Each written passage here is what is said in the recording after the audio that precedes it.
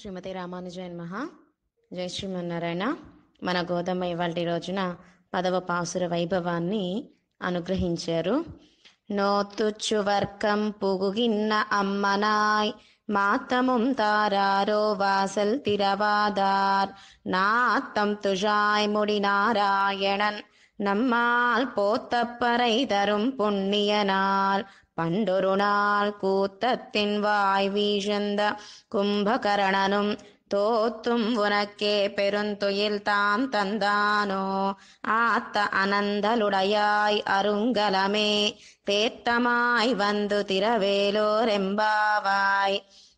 మన గోదమ్మ 6వ పాసురం నుంచి 15వ పాసురం, ఈ 10 పాసురాలలో గోపికలను మేలుకొలుపుతున్నారు గోదమ్మ. ఆళ్వార్లందరూ కూడా పెరుమాళ్ళని మేలుకొలిపారు. శాస్త్రం ఉత్తిష్ట పురుష హరి అని హరి పెరుమాళ్ళని మేలుకొలిపింది. తొండరడిప్పొడి ఆళ్వార్ కదరవన్ గుణదిశై చిగరం వందనైందాన్, తొండరడిప్పొడి ఆళ్వార్ పెరియ పెరుమాళ్ళని మేలుకొలిపారు. మన ప్రతివాది భయంకర అన్నస్వామి కౌసల్య సుప్రజ రామ పూర్వ సంధ్యా ప్రవర్తతే అని మన తిరువేంగడముడయానికి మేలుకొలిపారు. కానీ మన గోదమ్మ అంతకంటే గొప్ప వైభవం కలిగిన వారు, గోపికలని మేలుకొలుపుతోంది. కనుక పెరుమాళ్లను మేలుకొల్పటం కంటే కూడా పెరుమాళ్లను ఆశ్రయించిన భాగవత గోష్ఠిని మెలుకొల్పడం ఇంకా విశేషము అని మన గోదమ్మ 10వ పాసురంలో, 6వ పాసురంలో గోపికను పిళ్ళాయ్ అన్నారు, 7వ పాసురంలో గోపికని పెన్నె అన్నారు, 8వ పాసురంలో గోపికని కోదు కలముడయ పావాయ్ అన్నారు, 9వ పాసురంలో గోపికని మామీర్ బంగళే అన్నారు కదా, గుర్తున్నాయి అందరికీ. అలాగే 10వ పాసురంలో మన గోదమ్మ గారు ఈ గోపికని ఎలా కీర్తిస్తున్నారో తెలుసుకుందాం. ఈ 10వ పాసురంలో 5వ గోపికని అరుంగలమే అంటున్నారు. అంటే శిరోభూషణమా, మా గోష్ఠికే నీవు శిరోభూషణం వంటి దానివి అని అంటున్నారు మన గోదమ్మ ఇవాల్టి గోపికని. ఇక ఒక న్యాయాన్ని చెప్తున్నారు మన పెద్దలు.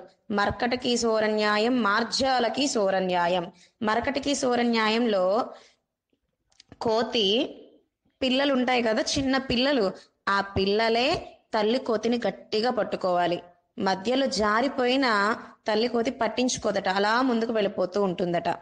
అలాగే మార్జాలకి సోర న్యాయం అంటే పిల్లి న్యాయము అని. పిల్లి ఏం చేస్తుంది, తన పిల్లల్ని తానే నోటితో పట్టుకుని తల్లి ఎక్కడికైతే వెళుతుందో పిల్లల్ని కూడా అక్కడికే తీసుకెళుతుంది వదలకుండా. కనుక స్వగత స్వీకారం, పరగత స్వీకారం. మనం స్వామిని ఆశ్రయించాలా, పెరుమాళ్ళే మనల్ని అనుగ్రహించాలా? ఈ రెండిట్లో ఏది గొప్పది అంటే మనము ఆశ్రయించాలి, పెరుమాళ్ళ అనుగ్రహము కూడా విశేషంగా కలగాలి. నిన్నటి గోపిక ఎటువంటిది అంటే స్వామిని ఆశ్రయించింది.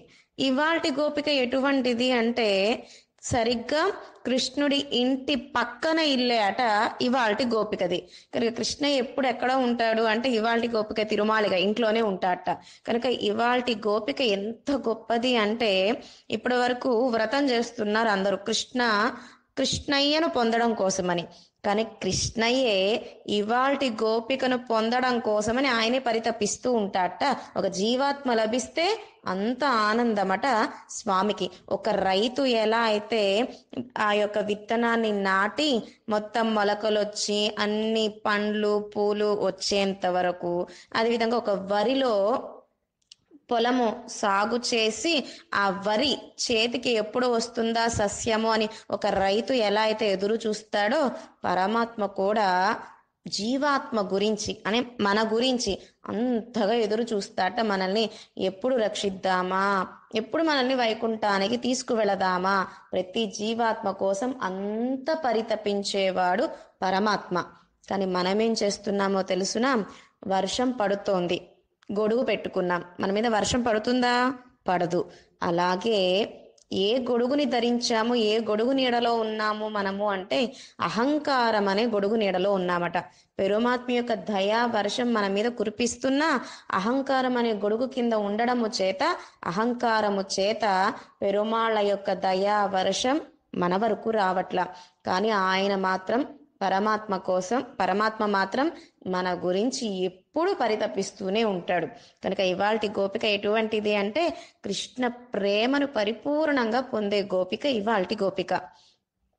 గోపికలందరూ కన్నా కన్నా అంటుంటే కృష్ణయ్య మాత్రం ఈ గోపికని కలవరిస్తూ ఉంటాట. అంత గొప్ప గోపికను మేల్కొల్పుతున్నారు మన గోదమ్మ గారు.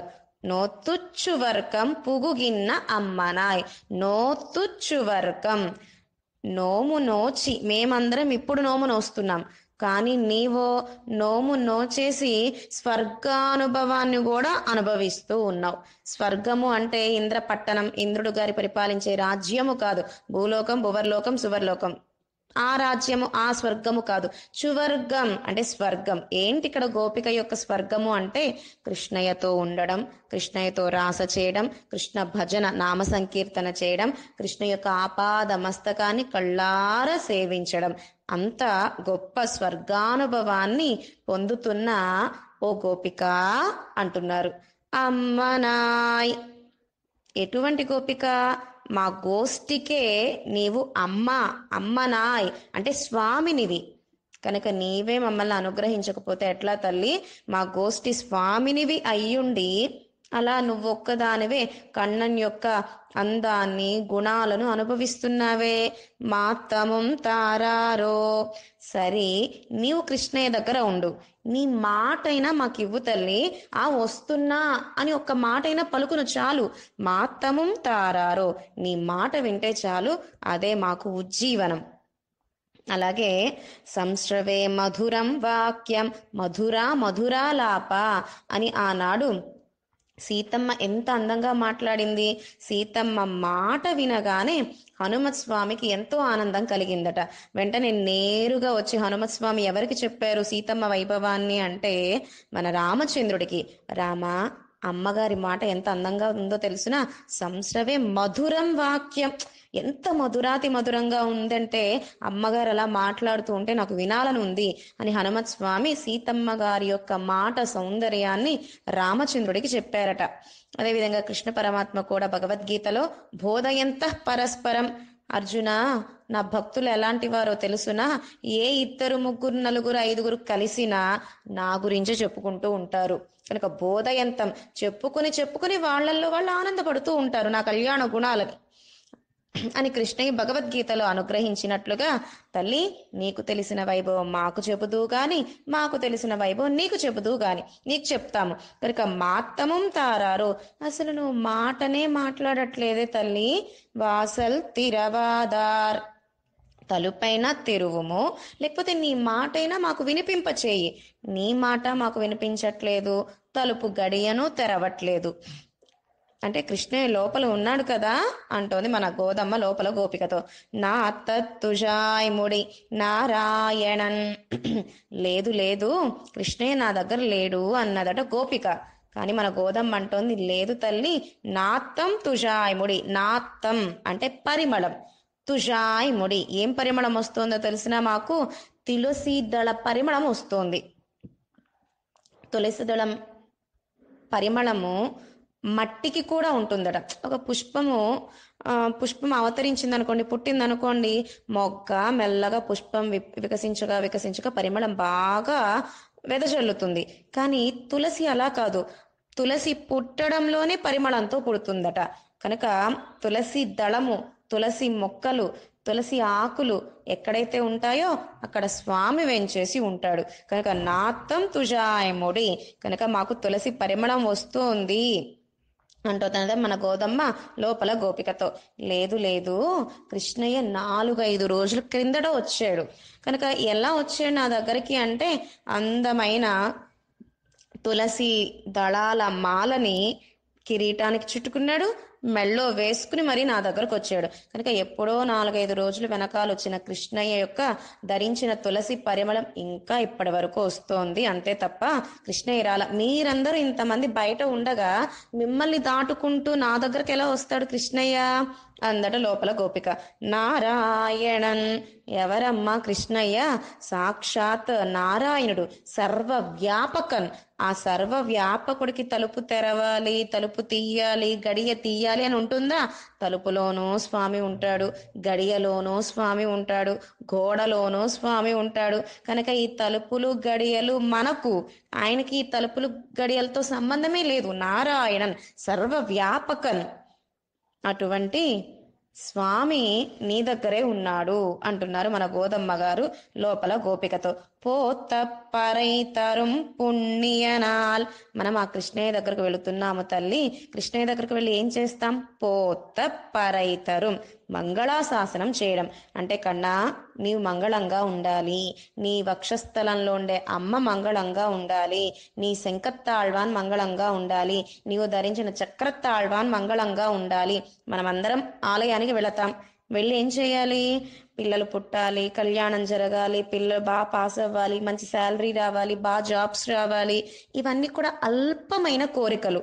స్వామి దగ్గరకు వెళ్ళి స్వామి నీవే కావాలి అంటే ఆయనే మన దగ్గర ఉంటే ఈ అల్పమైన కోరికలతో మనకి పనేముంది కనుక స్వామి దగ్గరకు వెళ్ళి స్వామికే మంగళాశాసనం చేద్దాం. అదే మనకు పురుషార్థం. పుణ్యనాల్. ఆ కృష్ణ ఎటువంటి వాడో తెలుసునా? కృష్ణం ధర్మం సనాతనం, రామో విగ్రహవాన్ ధర్మ. ధర్మము అంటే వేరేదో కాదు. ధర్మానికి నేత్రాలు, ముక్కు, అధరాలు, అదేవిధంగా కేశాలు, కిరీటము, చేతులు, పాదాలు, వక్షస్థలం, నాభి.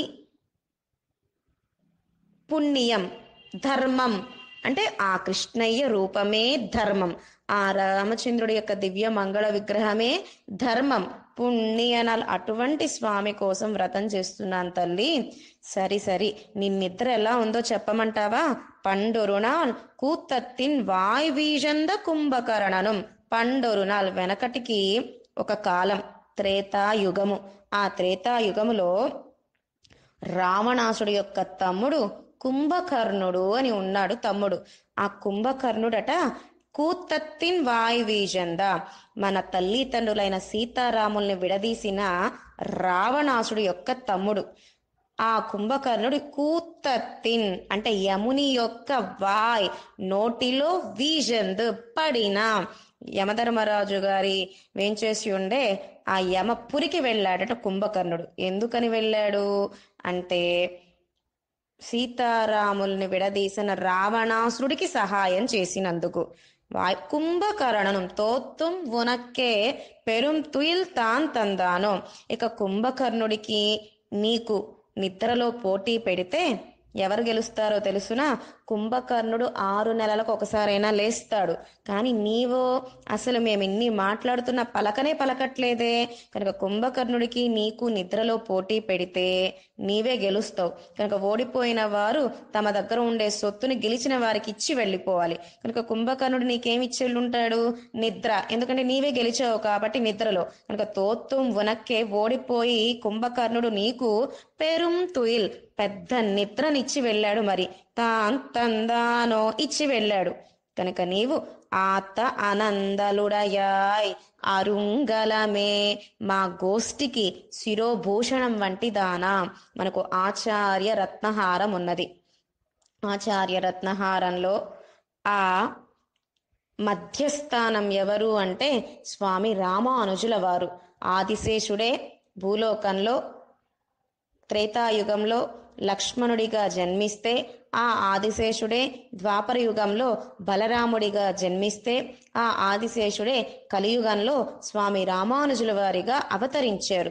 కనుక వారు ఎంత గొప్పవారో గోష్ఠికే అలాగే అరుంగలమే, నీవు కూడా మా గోష్ఠికి శిరోభూషణం వంటి దానివి అనగానే, అయ్యో నన్ను అంటున్నారే అరుంగలమే అని, ఆత ఆనందలుడయాయ్ అంటున్నారే, చువర్గం పూగిన్న అమ్మనాయ్ అంటున్నారే.